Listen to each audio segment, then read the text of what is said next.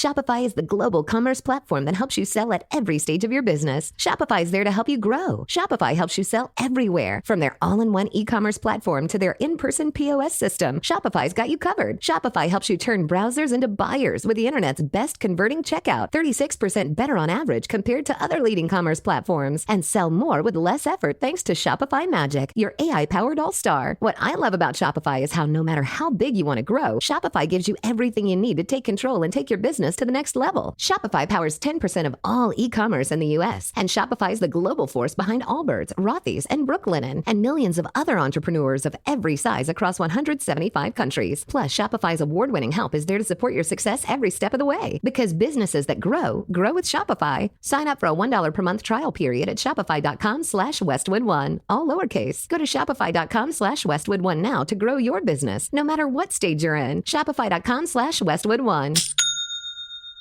Imagine what's possible when learning doesn't get in the way of life. At Capella University, our FlexPath learning format lets you learn on your own schedule. A different future is closer than you think with Capella University. Learn more at capella.edu. I was 15 years into my marriage, and our kids were 13 and 11. Things were rough. The environment within the home was extremely hot and cold. So what did this hot and cold look like? Well, there were good times. Okay, the good times were when he was at work, or when he was traveling, or gaming upstairs, or even asleep. The bad times was when he was around, when he tried to participate in our activities, when he decided that what everyone was doing was wrong, when things weren't going as he expected, which was a random game of trying to figure out what he wanted all the time. Welcome to the Covert Narcissism podcast. I'm your host, Renee Swanson. I am not a therapist, and you are not a victim. Sprinkle in some occasional good times with him. Okay, we would have, a good evening where things actually did stay positive and went well. As I've talked about in the past few weeks, on a calendar, the bad times were not that frequent. And if you're just looking at the amount of time, there was far more of this weird okay place than anything else. It's this sort of strange place where you can coexist with them and things are just okay. You're not going to feel connected and spontaneous and valued and cared for and validated, but you can just be okay until you're not. And when things are not okay, they are really not okay. So even when things are okay, you're constantly anticipating, working around, and trying to avoid the times that are not okay. This hypervigilance is constant. And I talked about this in my recent podcast episode, Emotional Abuse Consumption. It's the 100% impact of 10% abuse. So here I am, 15 years into my marriage, going through all of this with no understanding of what was really happening. I had no clue. I didn't know what narcissism was. And I was talking with a friend of mine and trying to just kind of sort through all of this. I was trying to make sense out of it. But her response to me was, well, why don't you just leave? If it's that bad, then leave. Well, this response did not help. I didn't want to leave. That wasn't the point of this conversation. I didn't want to abandon my marriage or leave my marriage. I wanted to figure this out. I wanted to make it better. I wanted to stay. Well, I cringe every time that I hear someone ask a victim of covert narcissism, well, why are you still there? Why don't you just leave? Why haven't you left yet? You see, it's an okay question in the right circumstances, but it is a crushing question in the wrong circumstances. You see, in the wrong conversation, this becomes victim blaming. You aren't strong enough to stand up for yourself. You don't love yourself enough. You chose this, so that's on you. You go figure it out. If you're choosing to stay, I can't help you. Have you ever heard these words? Maybe you've heard them from your friends. Maybe you've heard them from your family members. These statements and these attitudes are painful to someone who's already living in an incredibly painful situation. Making them feel worse is not going to help. But let's look at this conversation in the right circumstances. You see, when I'm in a coaching situation and someone tells me that they really want to stay, I understand this. I get it, because so did I. So I tell them, okay, let's talk about it. I want you to know that your decision to stay is valid. It doesn't define your worth or your strength. There are reasons to stay. There's so many valid reasons why somebody would choose to stay, and I will never fault someone for fighting for their marriage, for fighting for their family to stay together. But it is important that you know why you're choosing to stay. So tell me, why do you want to stay? Well, here are some of the answers that I hear. Because they're invested. You've built a life together, and the thought of walking away from everything you've invested in just feels too heavy. You committed to this relationship with all of you, emotionally, mentally, physically. You invested you in it, and you don't want to throw that away. Well, there's nothing wrong with that. I can't blame you for that. You're not inviting abuse. You're invested.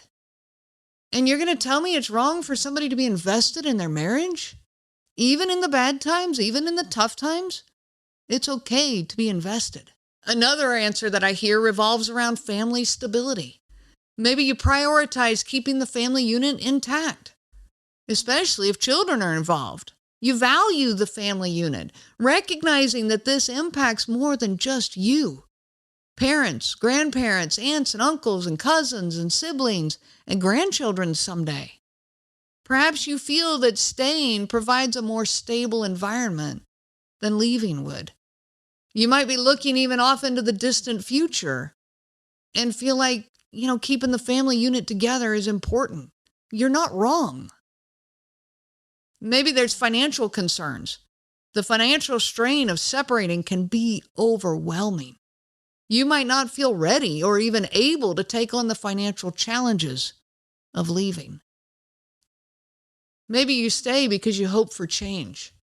Many people stay because they hold on to the hope that things will get better, that this is just a phase, that life is difficult sometimes.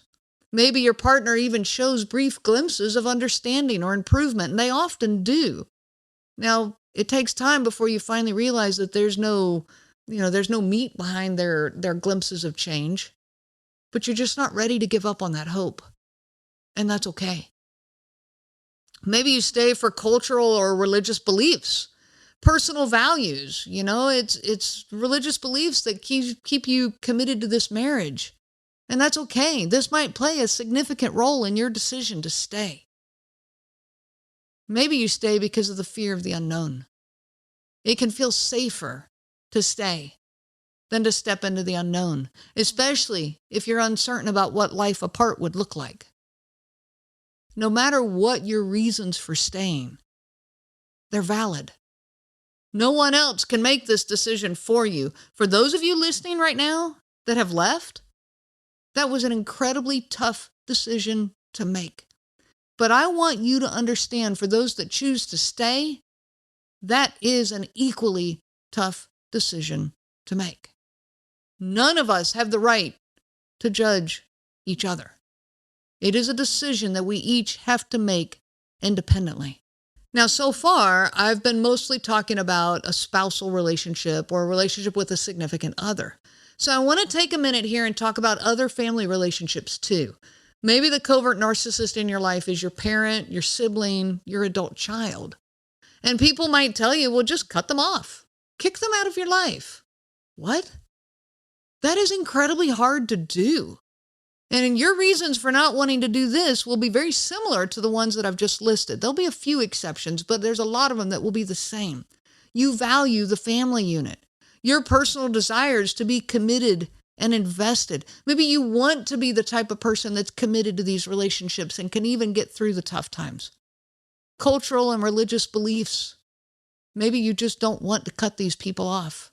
You want the relationship, even if it's painful sometimes. Now, my point here is to ask yourself, Why do you want to stay in this relationship? What are your reasons? That is a safe question, and it is okay to answer. And then stand behind your own answers. It is okay to choose to stay. And if someone is judging you for this or guilting you for this, that's their problem, not yours. Now, living with a covert narcissist or keeping one of them in your life is going to require careful navigation. So while you cannot change their behavior, you can take steps to protect you, to protect your peace and your stability. I want to give you some tools right now to navigate the relationships when you're choosing to stay. One is, don't try to change their behavior. All done with that. Their behavior's on them. They are an adult, and they are making their own choices on how they spend their time and their energy. If they're going to spend their energy on negativity, that's on them. That's their choice, not yours. Let them, wipe your hands clean of it, and walk away. Number 2 is to set clear boundaries. I talk a lot about boundaries in my podcast episodes, and if you missed the episode 3 Simple Steps for Boundary Setting, please go back and listen to it. Boundaries are essential, but they're for you, not for the covert narcissist. Decide what you will and will not tolerate and stick to those limits. For example, you might say to yourself, I will not engage in conversations where my fight or flight response has been activated. And then calmly remove yourself from the situation. This won't change their behavior. This is what I mean when I say boundaries aren't. Shopify is the global commerce platform that helps you sell at every stage of your business. Shopify is there to help you grow. Shopify helps you sell everywhere, from their all-in-one e-commerce platform to their in-person POS system. Shopify's got you covered. Shopify helps you turn browsers into buyers with the internet's best converting checkout, 36% better on average compared to other leading commerce platforms, and sell more with less effort thanks to Shopify Magic, your AI-powered all-star. What I love about Shopify is how no matter how big you want to grow, Shopify gives you everything you need to take control and take your business to the next level. Shopify powers 10% of all e-commerce in the U.S., and Shopify is the global force behind Allbirds, Rothy's, and Brooklinen, and millions of other entrepreneurs of every size across 175 countries. Plus, Shopify's award-winning help is there to support your success every step of the way. Because businesses that grow with Shopify. Sign up for a $1 per month trial period at shopify.com/Westwood1, all lowercase. Go to shopify.com/Westwood1 now to grow your business, no matter what stage you're in. Shopify.com/Westwood1. Imagine what's possible when learning doesn't get in the way of life. At Capella University, our game-changing FlexPath learning format lets you set your own deadlines so you can learn at a time and pace that works for you. It's an education you can tailor to your schedule. That means you don't have to put your life on hold to pursue your professional goals. Instead, enjoy learning your way and earn your degree without missing a beat. A different future is closer than you think with Capella University. Learn more at capella.edu. For them. This isn't about changing their behavior, and it's not going to change their behavior, but it will change yours. Boundaries are for you. Third is to practice emotional detachment. Covert narcissists thrive on emotional reactions. They thrive on being able to get you to respond positively and negatively. Learn to detach emotionally. Doing this can help you to maintain your peace. It doesn't mean ignoring your feelings. It means not giving them the power to manipulate your feelings. Put the key to your own emotions back in your own pocket. Number 4 is choose your battles. Not every disagreement needs to be addressed. You can just walk away. Sometimes choosing not to engage in an argument is the best way to maintain your sanity. This is not letting them win. This is protecting you. Again, this is a boundary that is for you. Next is to find your support system. Whether it's a trusted friend, family member, therapist, support group, any of this, have someone to talk to about what's going on. Someone that you can be open with, honest with, vulnerable with. You do not need to go through this alone. In choosing who to talk with, though, you will need people who support your choice to stay in the relationship. It is your choice not to cut this person off, and you need someone who values that decision. Next is to focus on your strengths. Remind yourself of the resilience and the qualities that make you strong. Keep a gratitude journal. Write down affirmations that help you to stay grounded in your self-worth. Again, remind yourself that it is not wrong to stay invested in this relationship. It's not wrong to choose to commit to this family relationship or to this marriage because you value commitment and you value the family unit. It's okay to be invested in this. I see that as a positive trait. The last I want to talk about is prioritizing your self-care. Staying in a challenging relationship means that you need to double down on your self-care. Carve out some personal time for you. Find time for activities that bring you joy, whether it's reading, gardening, exercising, pursuing a hobby. These moments are crucial for recharging your emotional energy. And when the covert narcissist starts guilting you for taking this time, this is where a boundary comes in. I will not feel bad for spending time in activities that bring me joy. And that's it. You don't need to defend it. You don't need to say anything more. You're just stating, I will not feel bad for spending my time this way. This isn't going to change them, but it will change your reaction to them. Nurture your mental health. Please consider therapy, counseling, or coaching to process your emotions and gain tools for managing the specifics of your relationship. If you are looking for a coach for this, you can find all of my information on the website at covertnarcissism.com. No pressure here, but find support. Exercise is also a powerful stress reliever. Even a daily walk can help to clear your mind and boost your mood. When your emotions are feeling overwhelming, put these emotions into an activity. I recently talked with a friend who was going through a really tough time, and she was fighting back tears. And I finally looked at her and I said, hey, quit fighting them. Let them out. And she did. And boy, she felt better. You got to give your emotions some voice. Now, when I talk about physical activity, this is where it applied with her, is I taught her then how to safely punch a workout bag. I took her over to where I had a workout bag and I taught her safely how to do it, and then I turned her loose. I asked her afterwards, I said, did that help? With a big smile on her face, her response was, oh yeah. Okay, step into some exercise. Use that exercise as a time to get out some of the just highly energized emotions that are stuck inside of you. Now, on the other side of this, practice some mindfulness exercises. Meditation, deep breathing, yoga, things that help you to stay present and reduce your anxiety. I have a safe space in my room that I just love. It's this big round chair, and I've got pillows on it and my favorite blanket on it.